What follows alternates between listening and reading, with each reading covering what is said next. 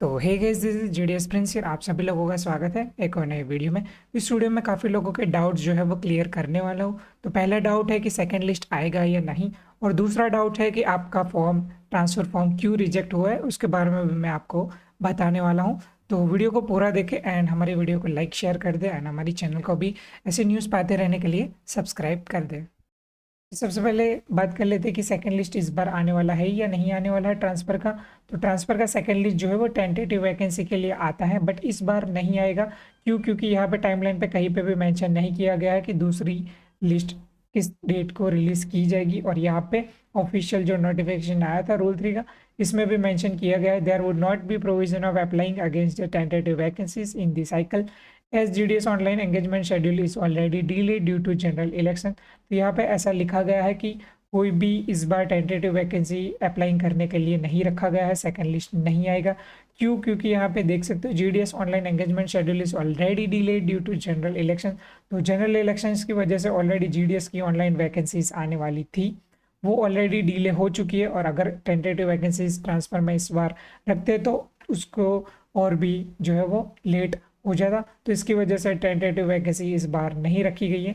और आता है तो आप देख सकते हो यहाँ पे दिसंबर 2023 का नोटिफिकेशन आया था। तो यहाँ पे फर्स्ट लिस्ट रिलीज डेट 29 दिसंबर को दिया गया था, और सेकंड लिस्ट रिलीज डेट यहाँ पे देख सकते हो 7 जनवरी दिया गया है। तो इस टाइम का टाइमलाइन आता जिसमें फर्स्ट लिस्ट रिलीज डेट और सेकंड लिस्ट रिलीज डेट आपको मेंशन किया होता।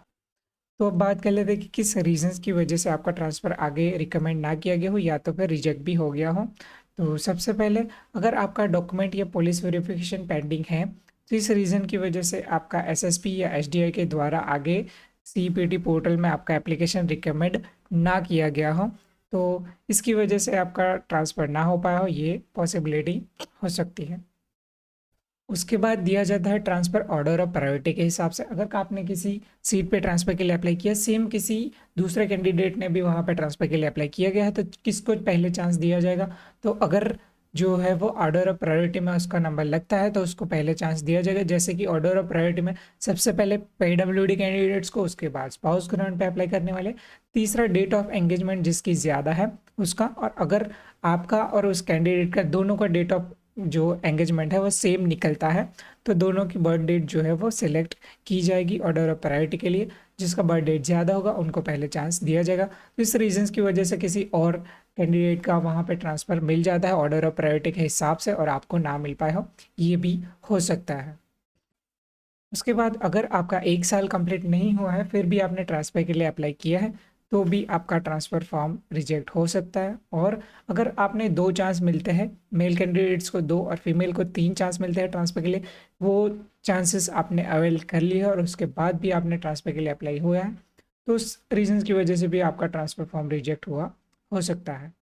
उसके बाद 1 year of engagement is not completed due to unauthorised absence, मतलब कि आपने परमिशन ली बिना छुट्टी ली होती है तो वो आपके जो डेज है या जितने दिन के लिए आपने छुट्टी ली है वो नहीं काउंट किए जाएंगे। तो इस रीजंस की वजह से आपका 1 साल कंप्लीट नहीं होता है, तो इस रीजंस की वजह से भी आपका ट्रांसफ़र जो है वो रिजेक्ट कर दिया जाता है। इसके साथ साथ अगर आपको पुट ऑफ डेट कर दिया है फिर भी आपको जो है वो ट्रांसफ़र फॉर्म रिजेक्ट हो सकता है या तो फिर रिकमेंड ना हो सकता है।